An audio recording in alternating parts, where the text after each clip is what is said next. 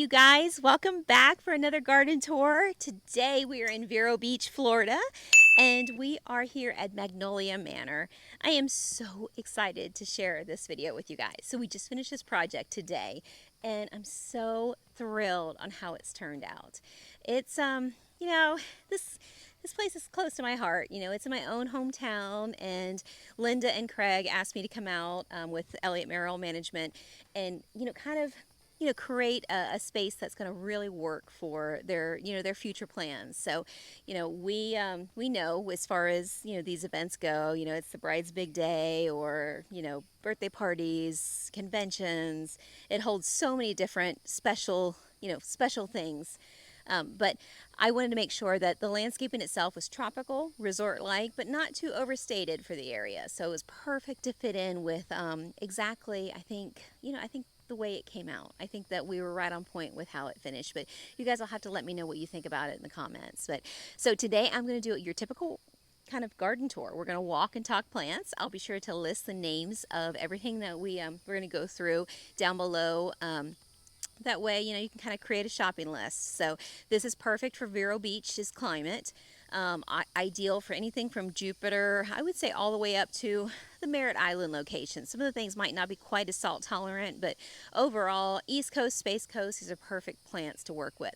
This is a commercial location, so I had to keep that in mind. These are plants that had to be tough and strong and handle some of the things that commercial properties have to dish out. So I think you're going to be happy to incorporate them in your yard, and then you can handle, add in a little bit of the divas and the tough stuff into your own space that you might have more control over. But right here, what you'll see are tough plants. So I thought it would be the perfect place to share with you some tough and tried and true things that work super well in our area. So so let's start over here and kind of talk plants and trees. Come on. This is a small planter section, so what I really wanted to do was make sure that we kept it nice and neat and nice and low. These are Carissa boxwood. They're called emerald blankets. They stay nice and compact, nice and small. You can easily keep them at 2 foot tall. As they get larger, those little pretty little round shiny leaves get much larger, and they max out around 2 foot tall. So super easy to keep it as a nice defined clean hedge, and they do such a good job of that. And they're perfect for pairing them with something that is obviously their opposite. So these Rojo Congos become giant. They become 4 foot tall by 3 foot wide, and they really become a nice focal point around this bottle palm. They're really going to have super large leaves and kind of do the opposite. What they make such a great contrast against anything that's conformed and tight fitting. So you'll have something that's really almost like a blanket of green mixed with something that pops up and over and really gives you that big leafy kind of tropical feel.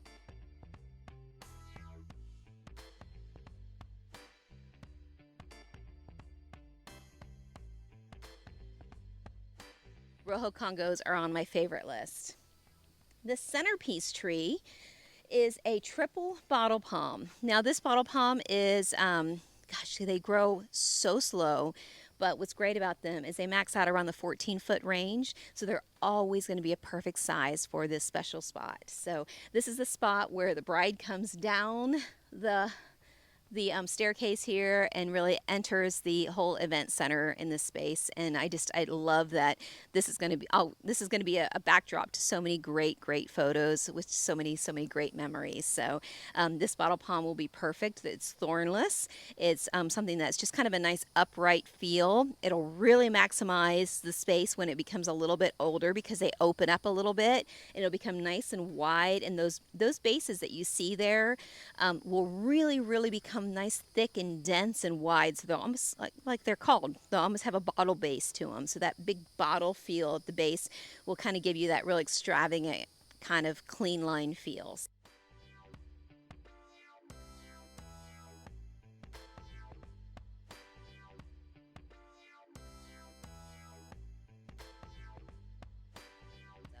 Triple bottle palms are ideal for an environment that's like this. We're covered by a little bit of canopy coverage. As you can see, there's old oak trees and pine trees that cover this space. So they give the bottle palms the protection they need. So bottle palms do not like full sun, but thrive in an environment like this. They don't mind the acid from the leaves falling. They really, really handle shade cover, and the more shade they get, the bigger these individual leaves get. So this will do a fantastic job in time of really becoming a perfect anchor to this little planter here. So the backdrop to that is gold dust crotons, and these, you guys have seen these. I use them at my own home. I absolutely love them. They're just a clean, easy to work with croton.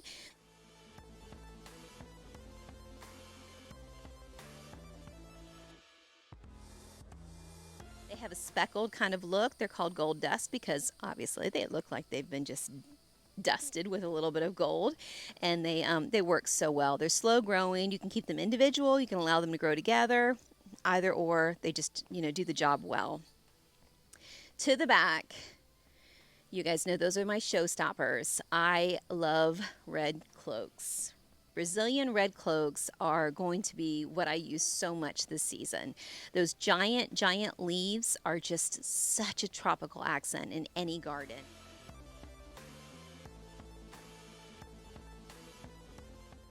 Just really love what they do, and that pop of color, it's so showy, and it's all summer, early fall, early spring. I mean, I don't know when they don't bloom. They're just fantastic. So you're really, really going to enjoy them. They do require, so they're a little bit of a heavy feeder, so hit them with some extra fertilizer, but they're worth it because they send up a big red thank you when you do that. So definitely they're the perfect backdrop to any planting. To the back, these are Taiwanese Red Ixora. They're the dwarf variety, so they're kind of nice and small leaf. They're not anything that's going to ever overtake this little space.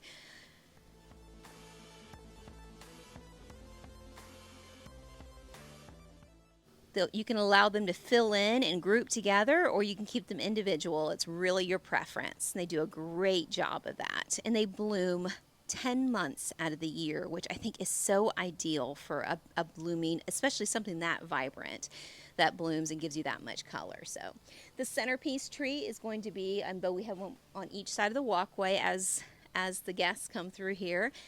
These are yellow hibiscus, and they bloom that gorgeous yellow flower. Of course, there's only a couple blooms on them, but literally we just finished this project today, so they're we had to give them a little bit of time to fill into their role.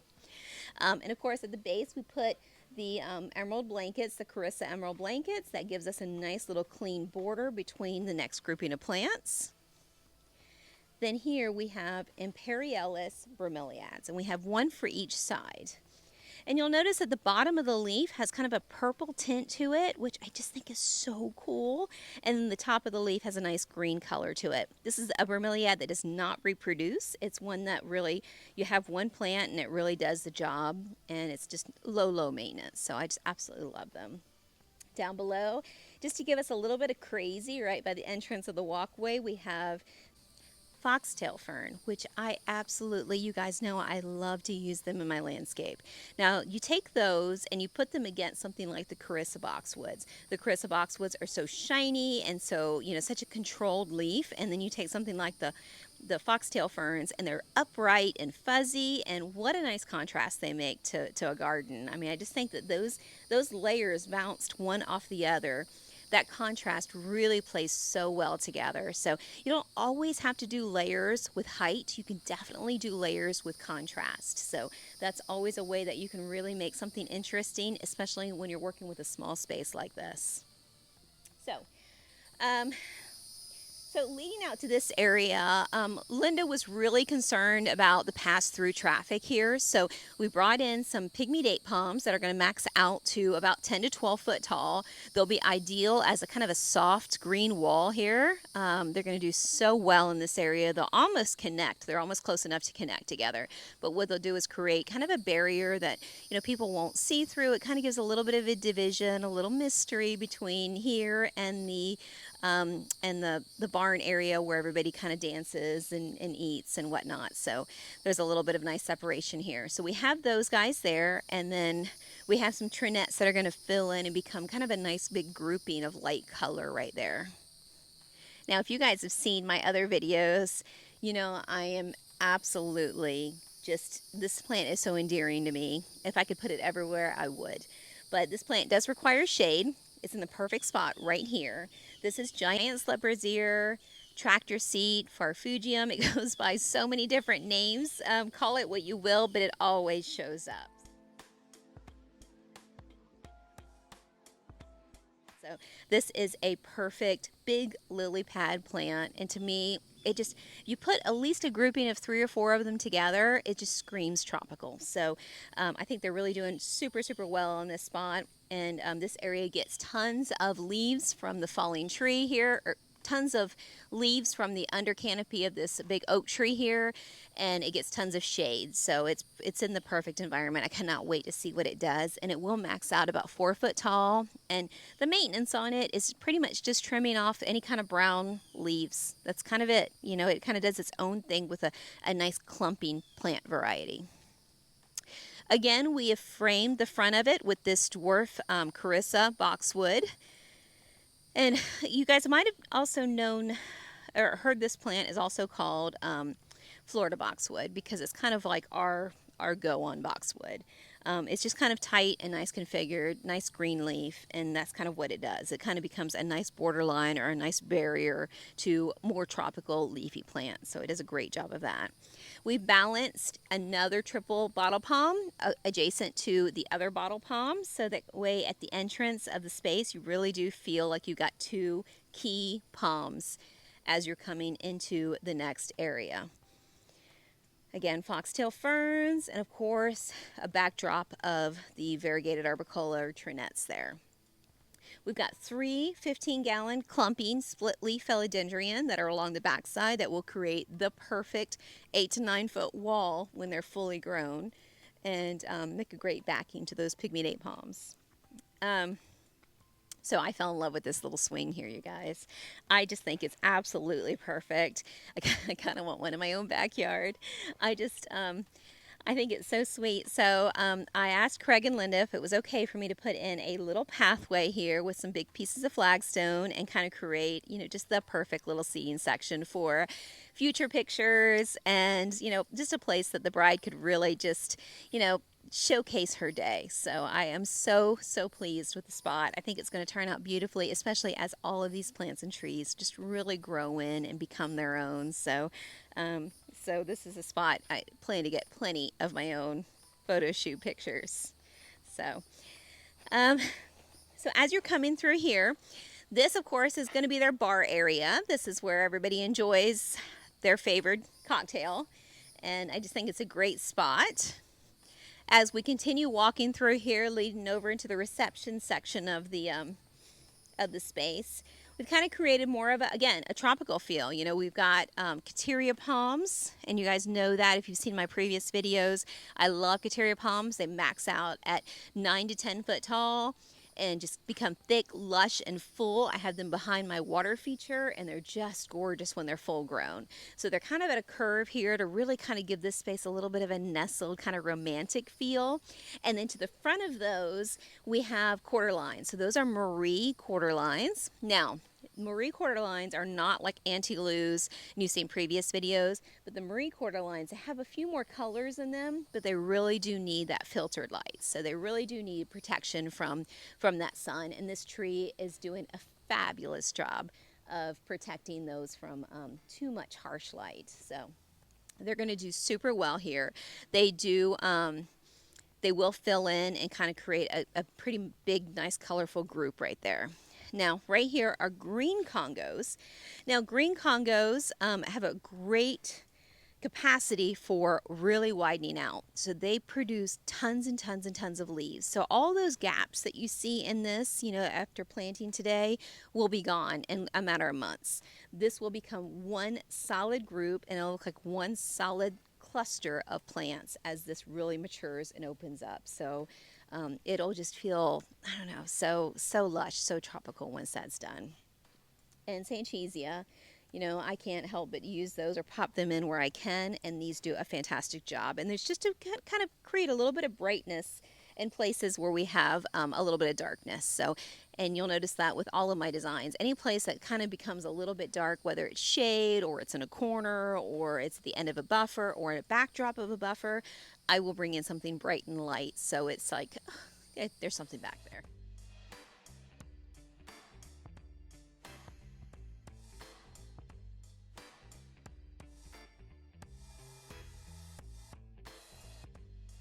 So these do a great job of that. So I can't wait till they fill in. So I've got them clustered on the corners here and here.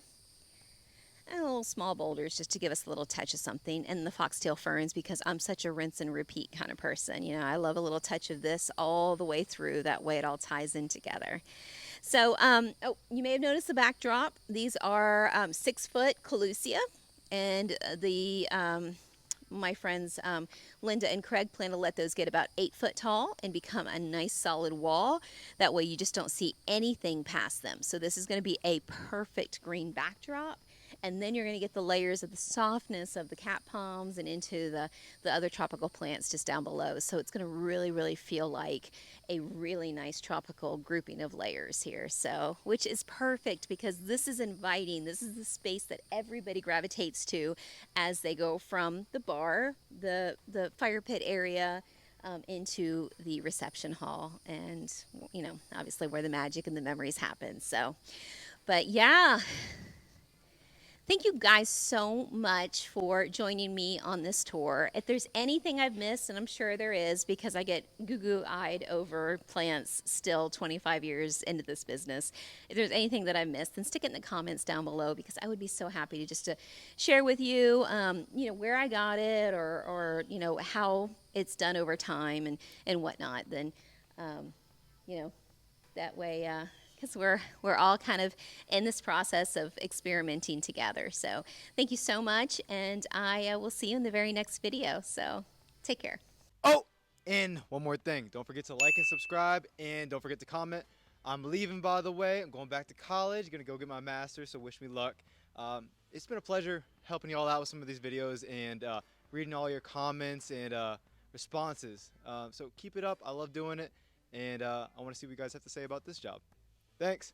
Have a good one.